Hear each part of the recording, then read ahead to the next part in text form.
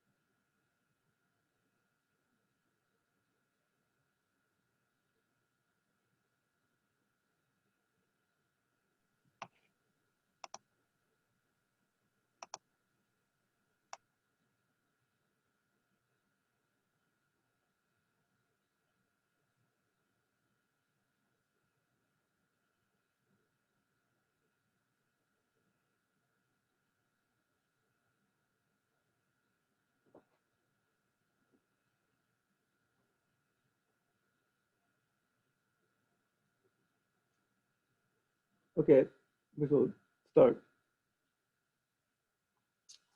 Uh, so oh, wait, somebody in the.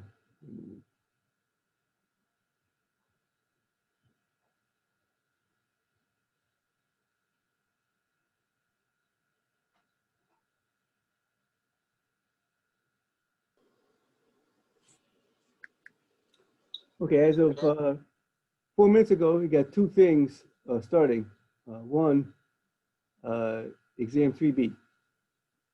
And secondly, the urinary anatomy lab quiz.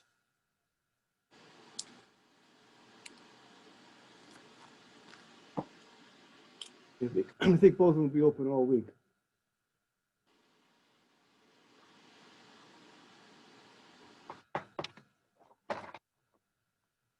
And then today, urinalysis. So we're talking about urine, right? And what we did in lab, what the on-campus sections in lab, and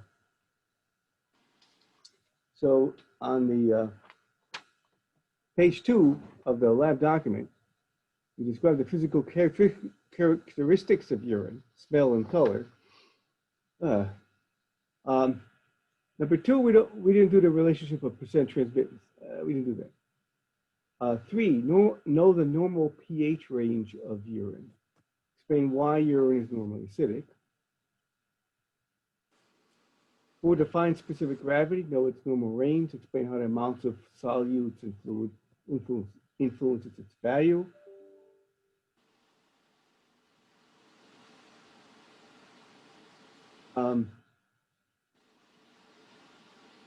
List the normal constituents of urine. And then 6, list the abnormal constituents of urine. And refer with possible diseases that result in their presence in urine. Okay. So we had people supply urine in class.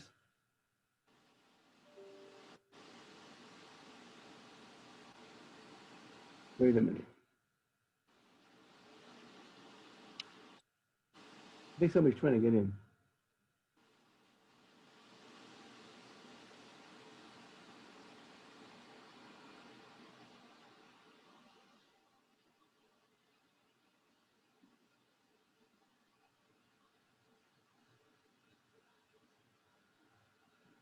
No.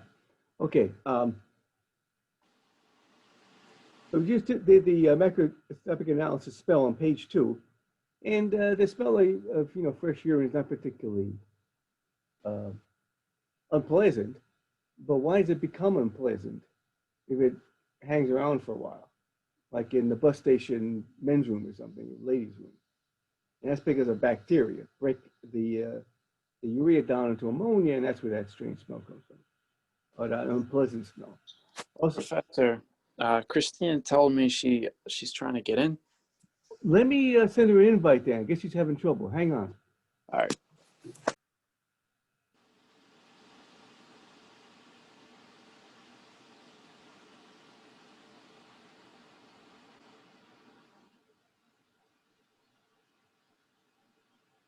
All right, I'll try. I thought you were trying to get in, but then I wasn't sure. So this invite should help, I think. Remember, there are certain things that can cause your urine to smell a little strange, certain foods, particularly asparagus, or certain drugs, byproducts, because you get the breakdown products of drugs end up in kidneys. Okay.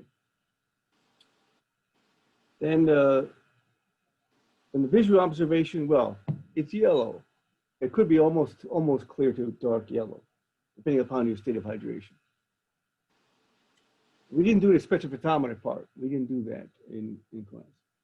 We did determine the pH though, by using dipsticks. And the range, and this is something you need to remember, the range is from 4.5 to 8, but it's almost always acidic in most people in the acid range, because for most people, you make acids in the course of your metabolism. You make acid, and you need to so you always got to have a slight acidic load, and that's one of the major functions of the kidneys is to secrete hydrogen ions, get rid of the excess acid, and it's important that the that urine never gets below 4.5. That's the lowest it can get, because if it gets, that's called the limiting pH. If it gets below 4.5, you won't be able to secrete hydrogen ions, and you won't be able to get rid of excess acid. That could be pretty dangerous. There's a buffer in urine called the ammonium buffer that helps prevent that from happening. Now, some people's urine is slightly alkalinic. Apparently, if you're a vegan, you're more likely to have alkaline urine than people who eat meat. Okay, in activity 4 on page 4, we did that also. It's called specific gravity. It's really a measure of how many things are dissolved in your urine. The more things are dissolved, the higher specific gravity. It's all based on okay, now Christina's in here. Okay, let me let her in.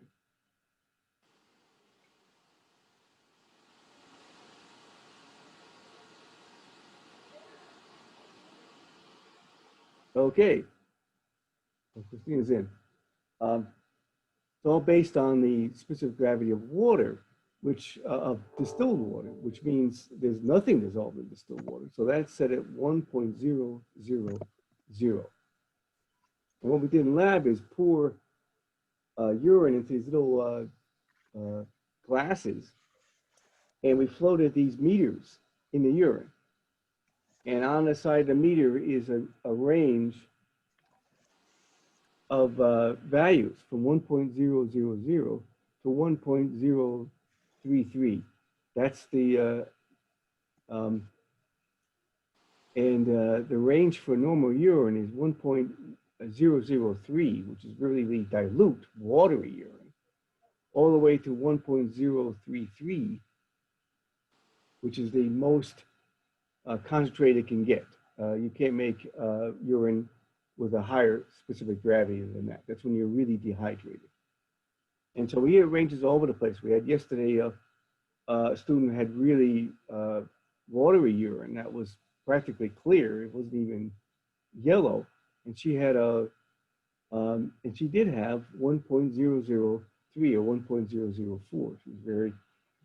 She was really well hydrated, maybe overhydrated. And then just today we had somebody who had 1.024, which is getting pretty dehydrated, you know. So, but still, those are within the normal range.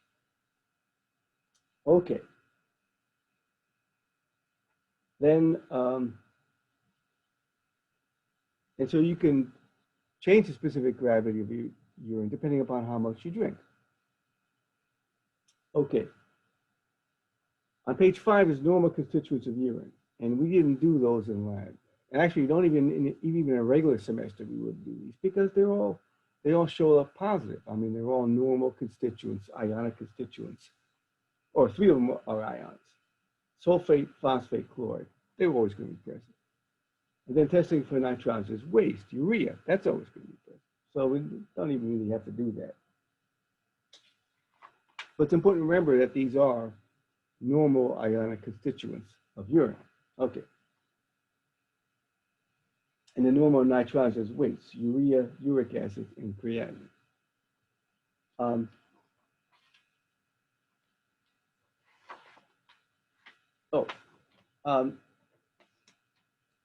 We actually did this last, but we talk about it now because the next page 6 and page 7 are solid constituents of urine, cells actually.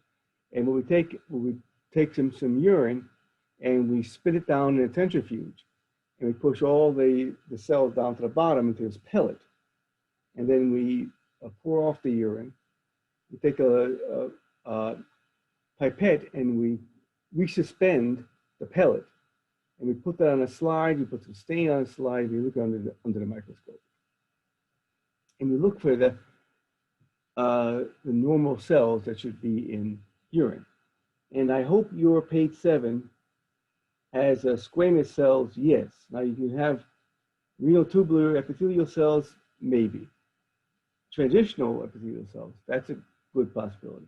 And squamous cells, yes. Make sure that says yes, because in some of the papers it says no. Mine it says no, which is a big mistake. In fact, the most common cell you're going to find in urine sediment is simple squamous cells from your urethra. Next most common would be transitional epithelial cells from either your bladder or ureter. Those are quite common. You don't get these multinucleate giant cells, but also the last two on that are normal for one of the genders. Prostatic cells, seminal vesicle cells. There's a possibility of those but only in male urine, because those are male glands, and they're only found in males. Also, a cell that's not even mentioned here is a possibility. Sperm cell. And remember, the male urethra does double duty. So there's a possibility of even sperm being in male urine. Now, the other things, those crystals are normal, but these casts are not normal. They would be some indication of some kind of renal pathology. They are concretions of waxy or fatty stuff or protein stuff, or maybe calcium crystals. They make these cylindrical casts that fill up kidney tubules. And if they're found in urine, that's indicative of some kind of renal problem. So a physician, a urologist would look at these and be able to tell what the problem is and the type of casts that are found. But we didn't find those in anybody's urine. Okay. And some of those casts are on top of page 8. Oh, okay, so casts are abnormal constituents. What are some other abnormal constituents? Well, we'd use this dipstick, and we would test things like glucose, ketones, pH, erythrocytes, leukocytes, bile pigments, hemoglobin, proteins, albumin, nitrates, and specific gravity. They'll be all in one big, long dipstick. And remember, there shouldn't be any glucose in your urine. Right? And if there is, then that's indications of diabetes mellitus. Ketones, these are breakdown products of fats that shouldn't be in urine also, but the presence of them wouldn't necessarily mean that you have some disease. It could be, untreated diabetes mellitus is going to have glucose and ketones in their blood. But if you just have ketones, it might not be diabetes mellitus. It just might be that you haven't eaten in a while, or you're on a particular diet, what are called ketogenic diets. Either you haven't eaten anything for a while, or you haven't eaten any carbohydrates for a while. So if you don't eat any carbohydrates or you're fasting, you will have ketones in your urine. These are like I said, specialized fatty breakdown products that are used when carbohydrates are not available. And your brain, remember, has to have carbohydrate, has to have glucose, but it can, to a limited extent, use these ketones. And so you do that if you're not eating or not eating carbohydrates. You will make glucose for your brain, and you make ketones for everybody else, plus your brain. Oh, I missed something.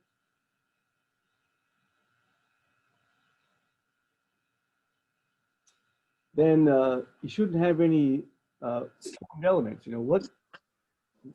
This is part of the actually the first question in group activity 6. What things are not permeable at the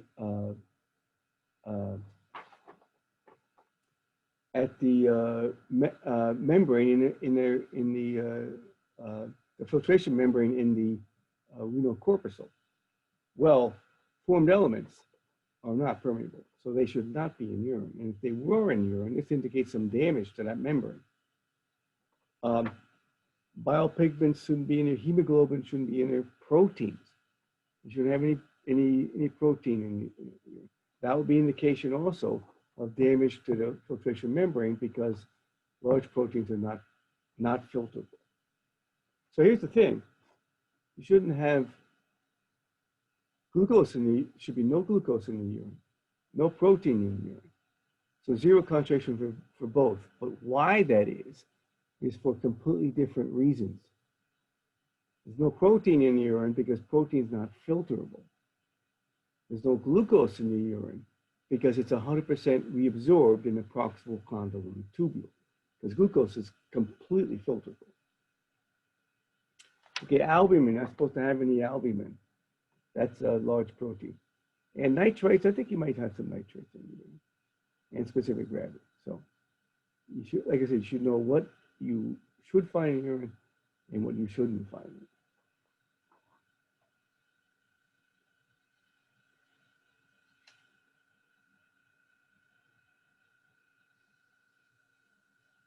And then,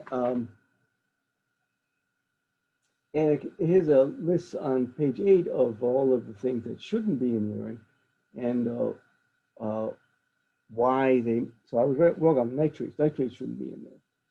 All those things on page 9 shouldn't be in there. It tells you what might be the problem if they are. And then the pre-lab exercise, and I think the laboratory report, I'm going to fill out and put copies in D2L for those. We didn't do those on the on-campus labs either because there just wasn't time. So you haven't got enough time in 75 minutes to do the urine anatomy lab quiz, do the urine test, and also do this, fill out these the lab report. So I'll fill it out, and you can check your answers against mine. So that's pretty much the urinalysis lab, what we did in the urinalysis lab. You may have any questions about that.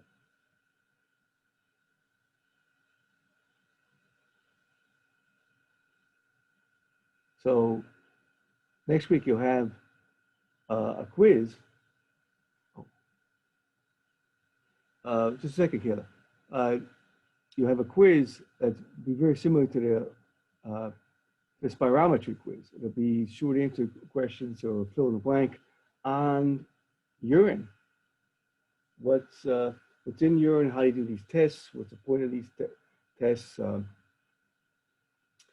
Similar to the blood lab too, and normal things in urine, abnormal things, and all of that. I think group activity 5, I think, is already passed due, but you can turn it in if you got it. You can still turn it in. Yeah, Kelly, you can turn it in. Has the spirometry quiz been graded? Oh, I've been working through that. Yeah, I don't know whether I corrected yours or not. I was correcting some this morning, but I got lots of other stuff to do, so I had to take a break. I'm not sure yours is corrected yet. But remember, you get a really low score in the beginning because it only reflects the machinable grade, the questions that could be machinable graded. And actually, even those have to be corrected by, manually corrected by myself because, I put down a particular answer for the machine gradable questions, and sometimes it's slightly misspelled or it's add something different and it's really correct, but it doesn't fit exactly what I put down. So I have to grade those by hand. So I actually grade all the questions by hand.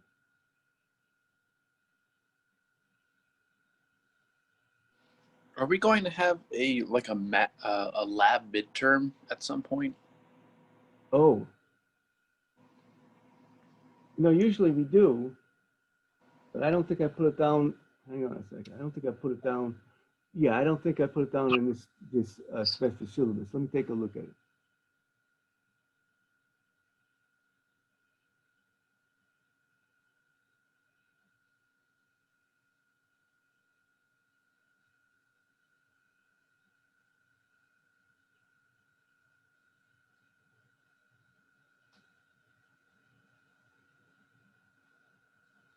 No, it's gonna be a final lab exam, but not a midterm. Okay. Yeah, I think I do that in 203 because there's a good gap where we could do that in 203, uh, but there's no good gap in 204. So we just have a final lab exam.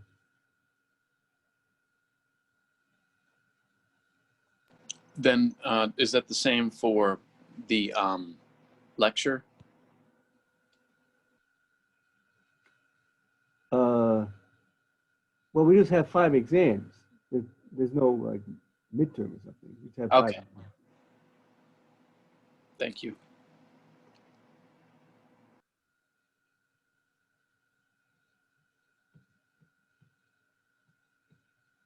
Oh, you came a little late. That's one of the first things I mentioned, Kayla. Exam B was made available 25 minutes ago and through Monday.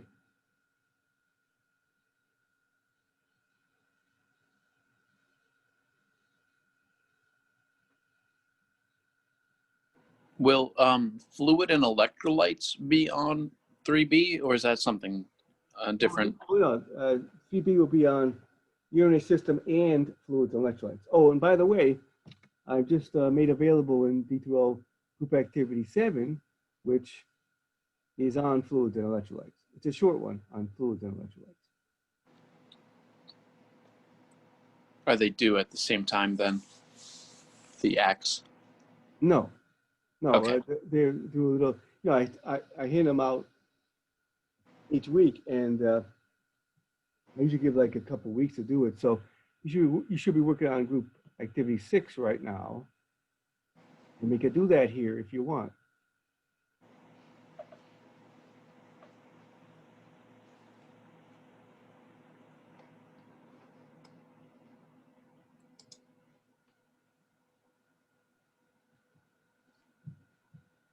I think I might work on that a little later.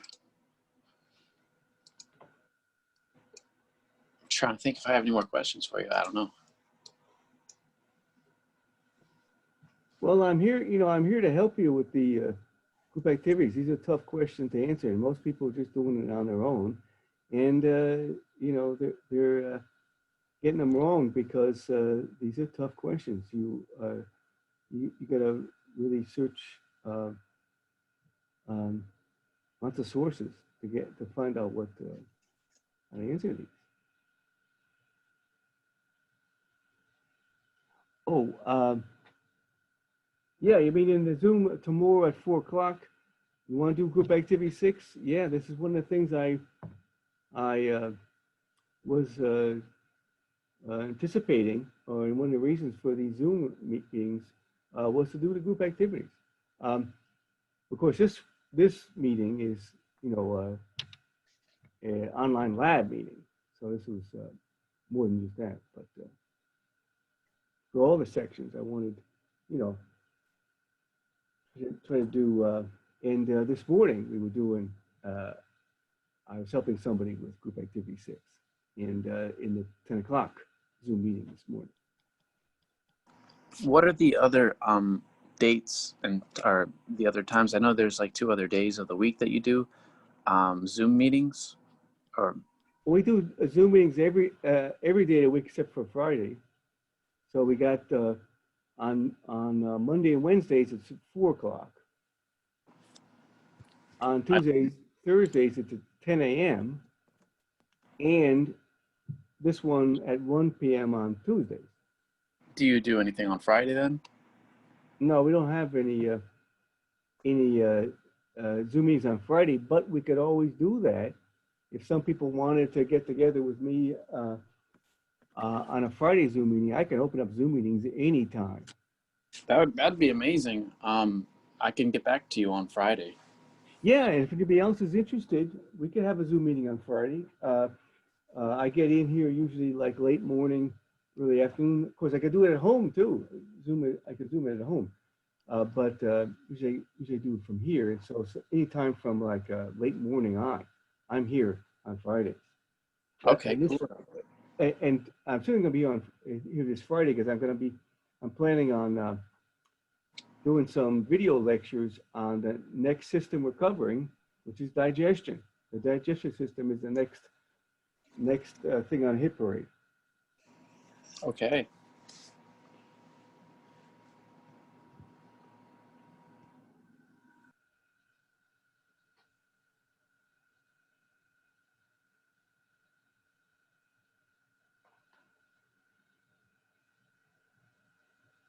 Oh, some tea.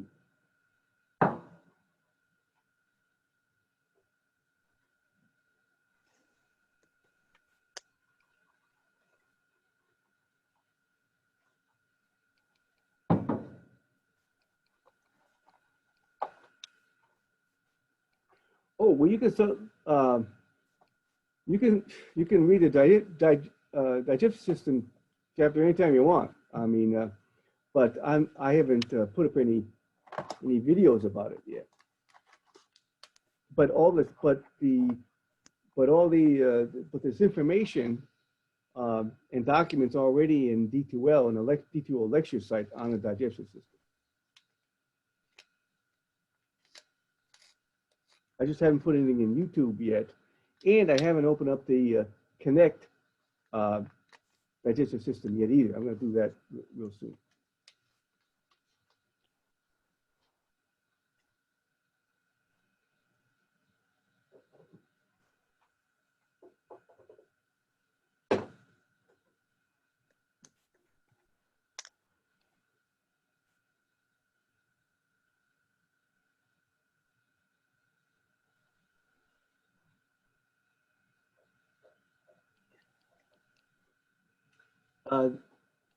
The urinary anatomy lab quiz is this week, and if you're in this section, it's available right now. So both, I think at 1 o'clock. So both things open for you guys. Both things opened at 1 o'clock today.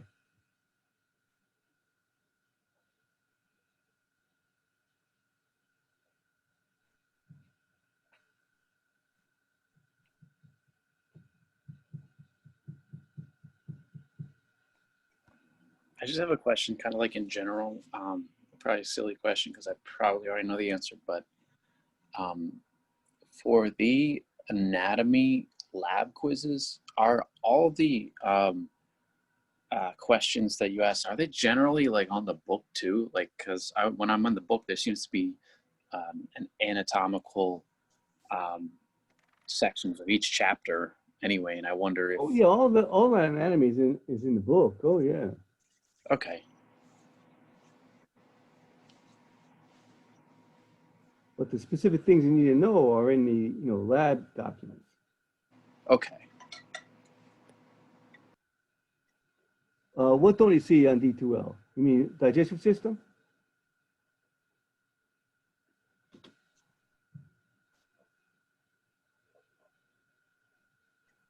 Oh, you mean the urinary lab quiz?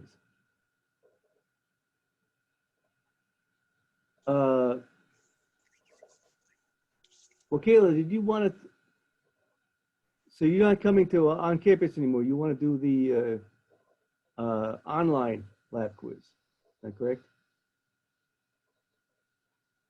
All right. And you should see exam 3B. Now remember, it's in D2L, but it's also in Proctor Track. Remember these lab quizzes and exams have to be done in Proctor Track. Let me take a look.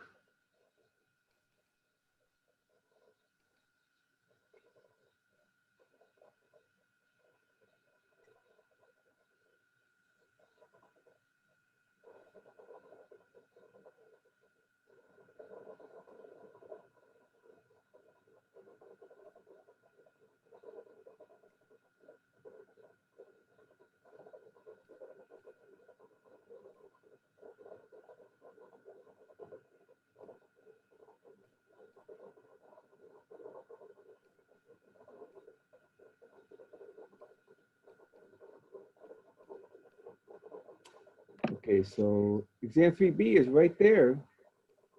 It's on my screen. When I look at it, it doesn't show up at all. All it says is exam 3A. You don't, so you're not seeing 3B? No, not at all. And then when I go to look at my protractor for my lab, it doesn't have the other lab quiz either. Well, let me see here. Let me go. I'll restart it to see, like refresh the page.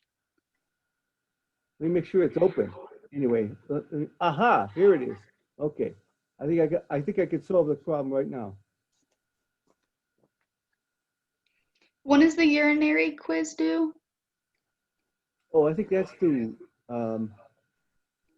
by Monday also. I think it's open all week. Okay. Let me I think I just solved the 3B problem. Okay. I'll try it again. Because I have the thing that goes to my phone for D2L, because there's an app called Pulse, and it usually sends me messages about it because I got the alert for the activity 7, but I still haven't got the exam. And then when I went to check online after I heard you say exam 3 was open, it still hasn't told me. I mean 3B. Yeah. Oh, now it's up. I see it now. Wait, let me check the Do you want me to look at my lab to see if my lab's up? well, I'm doing that right now. Since you want to do the online version, I have to move that to your section. Yeah, your section 1. So let me. I don't think I moved the. Let me see that. Hang on a second. I took the other one online too, remember? I don't know if Yeah, you I can remember see that. Yes, Okay. spirometry. Yeah. Yeah. So I'm going to have to. It's not in your 204L01, so I have Okay. to move that urinary anatomy quiz over, and then put your name on a list so you can take it online in your detail section. Okay. I think Melissa too. I don't know if you did that for her. Well, she wants to do it online also. Yeah, remember we both changed online. Right. Okay. Okay. Let me write that down.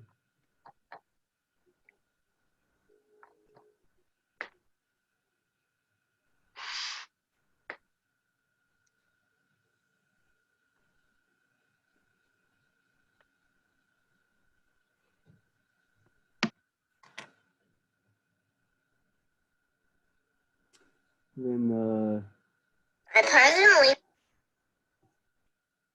what?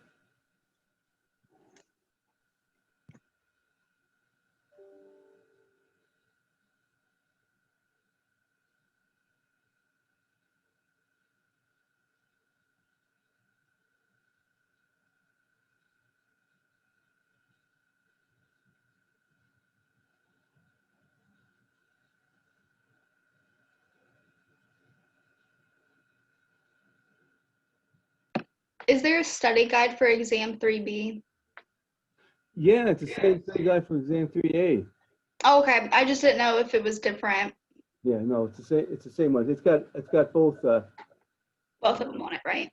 Yeah, all 3 chapters on there. Okay. I just didn't know.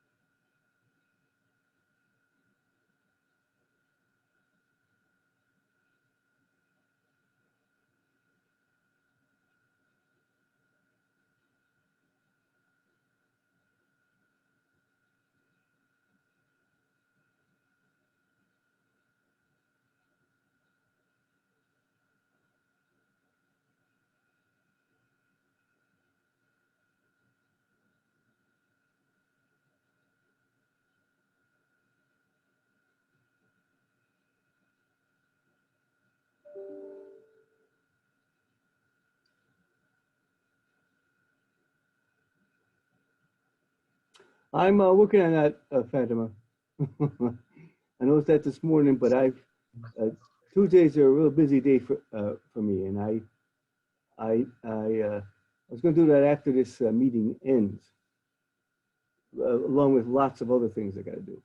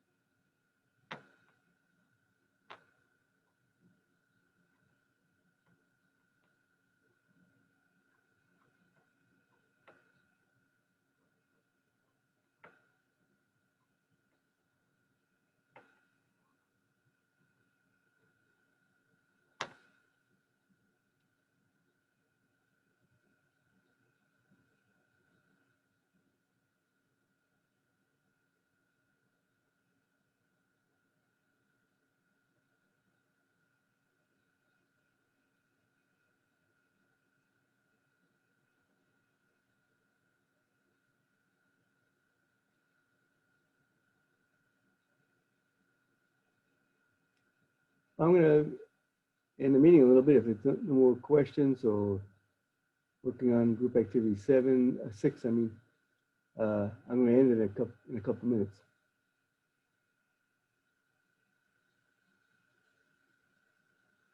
And I remember to record this thing, so I'm going to be uploading this to YouTube this afternoon. So if you ever want to hear it again.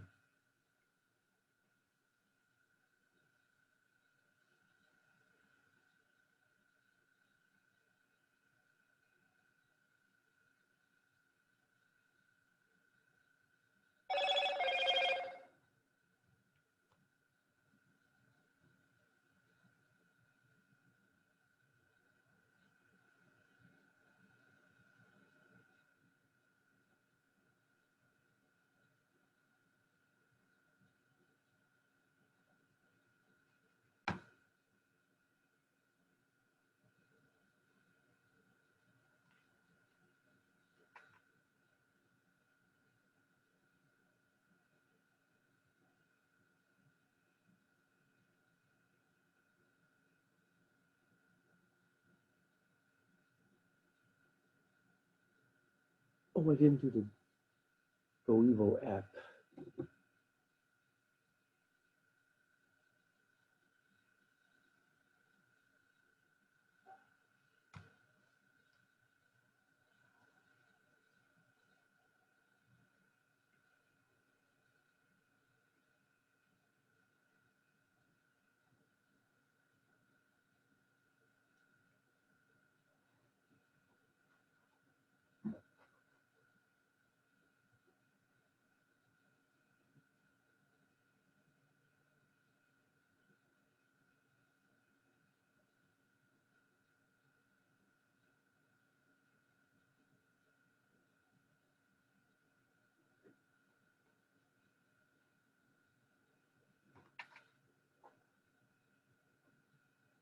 Okay, I'm shutting down 1 minute unless there's anything else.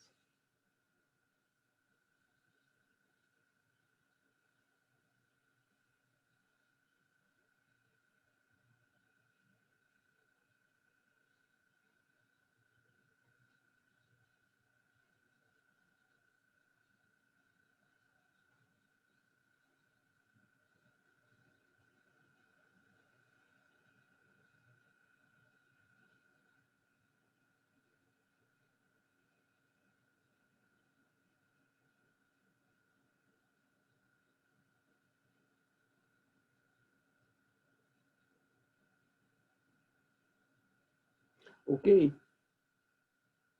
So I'm shutting down. I'll see you guys. Like I said, if you remember a question, something you got, let you know. Oh, first I gotta stop recording.